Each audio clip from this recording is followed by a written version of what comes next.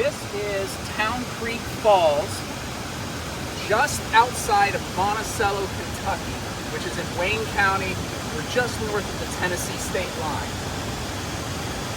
It's a nice waterfall that's cascading over the Salem-Warsaw Formation, which is a siltstone.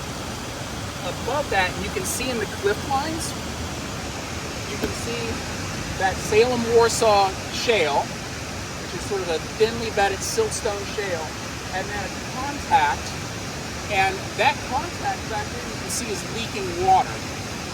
That's because that's the base of the St. Louis limestone.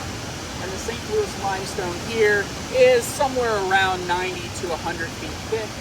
You've got a package of about 30 feet, which is a nice sort of dolomitic limestone. And then you get a very sort of silty layer that a lot of springs in this region come out of, and then another clean part of the St. Louis limestone above. This is the base of the karst system in Wayne County.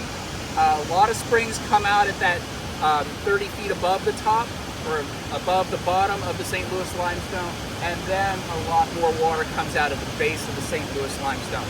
This creek begins in downtown Monticello at a series of cave springs called Elk Springs, and it runs sort of outside of town and then cascades over this waterfall, eventually meeting with Beaver Creek down about a quarter mile down the creek. Beaver Creek similarly has waterfalls like this, namely Jock Falls.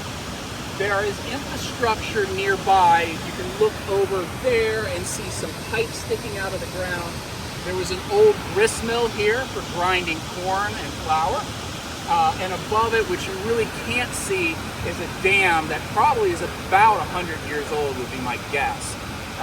That was retaining the water for the grist mill, but also as a source of water for the city, which